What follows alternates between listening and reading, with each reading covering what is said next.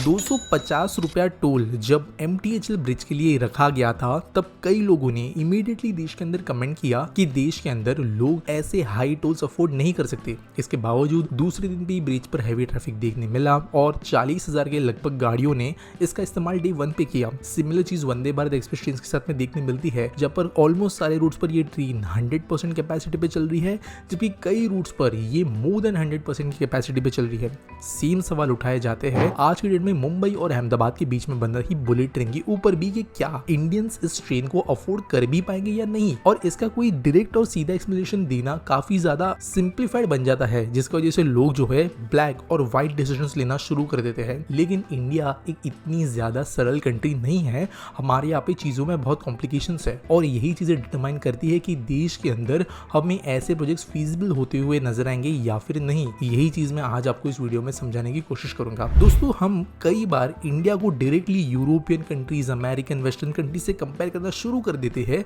जब भी कई बार फिजिबिलिटी जैसी चीजों की हम बात करते हैं तब भी इजीली कहा जाता है कि देश के अंदर 99% लोग जो है वो बहुत ही कम पैसा कमाते हैं compare to European and American standards, और इसलिए वहां पे जो चीजें लोग अफोर्ड कर सकते हैं वो हम कर नहीं सकते। बट कई बार कई फैक्टर्स ऐसे हैं जो इंडिया स्पेसिफिक होते हैं जो यहाँ पर कंसिडर करना लोग भूल जाते हैं। और one of the biggest factors यहाँ पर जो निकल कर आता है वो है हमारी जनसंख्या, जो वैसे तो कई बार उठाई जाती है लेकिन ऐसे विषयों के अंदर दबा दी जाती है। फॉर एग्जाम्पल, अगर देश के अंदर कोई ऐसी सर्विस है जो सिर्फ 10% लोग अफोर्ड कर सकते हैं तो कई देशों के लिए ये चीज इजीली इनफिजिबल बन जाएगी। लेकिन भारत देश में 10% भी 120 मिलियन लोग हो जाएंगे, यानी कि कई देशों की जनसंख्या का 1/3 या इनफैक्ट आधा भी। और इसीलिए अगर किसी चीज को बेचा जा सकता है सिर्फ 10% लोग के लिए भी, तो वो डायरेक्टली दुनिया का दूसरा तीसरा सबसे बड़ा मार्केट बन जाता है। फॉर एग्जाम्पल, हमारे देश के अंदर हम कभी ये नहीं देख सकते कि गुची के बैग्स बिकेंगे और बैलेंसियागा का ड्रेस लोग खरीदेंगे, लेकिन फिर भी इनके ऑफिशियल स्टोर्स इंडिया में मल्टीपल लोकेशंस पर अवेलेबल है क्योंकि वो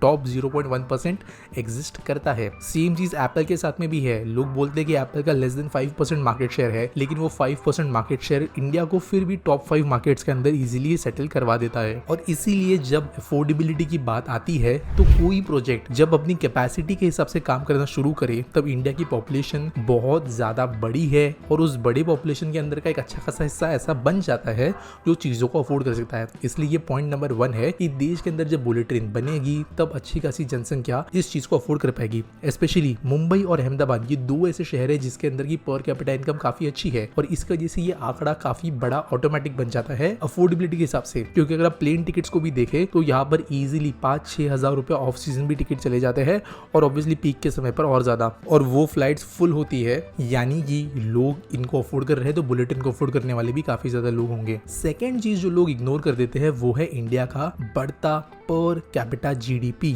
ये एक सिंपल ग्राफ है वर्ल्ड बैंक का और आप इजीली देख सकते हो कि देश का पर कैपिटा इनकम किस स्पीड से बढ़ रहा है। जहाँ पर 1960 में $83 का हमारा पर कैपिटा इनकम था, वो 2000 के बाद में बहुत ही जोर से पंप होना शुरू हुआ और आज जो है लगभग $2400 के पास में पहुंचा है 2022 साल में, और ये 7 to 8% ग्रोथ रेट से बढ़ रहा है। और आप जानते हो कि कोई ग्राफ जो है वो कंपाउंडिंग की वजह से एक्सपोनेंशियली अगर बढ़ रहा हो तो उस देश की पर कैपिटा जीडीपी को और ज्यादा तेजी से बढ़ने के लिए बहुत ज्यादा समय नहीं लगेगा। बुलेट ट्रेन प्रोजेक्ट के बारे में बात करें तो आज भी इतने लोग हैं कि इस प्रोजेक्ट को अफोर्ड कर सकते हैं और आगे जाकर इसका पूरा फेज खुलेगा तब तक और बहुत बड़ी जनसंख्या, इनफैक्ट अगर 5% ऑफ पॉपुलेशन भी और अपनी इनकम बढ़ा लेती है तो एक बहुत बड़ा ऑडियंस या कहे तो यूजर्स का मार्केट जनरेट होता है इन सर्विसेज को इस्तेमाल करने के लिए। और ये सिर्फ एरिया स्पेसिफिक नहीं है, जैसे मैंने पहले पॉइंट के अंदर बात की, धीरे धीरे अगर आगे जाके हम अहमदाबाद से दिल्ली वाला रूट खोलते हैं तो उस समय पर और बड़ी जनसंख्या अफोर्डेबिलिटी के करीब आएगी। अभी हम ये तो नहीं जानते कि बुलेट ट्रेन के टिकट्स एक्चुअल में होंगे कितने के,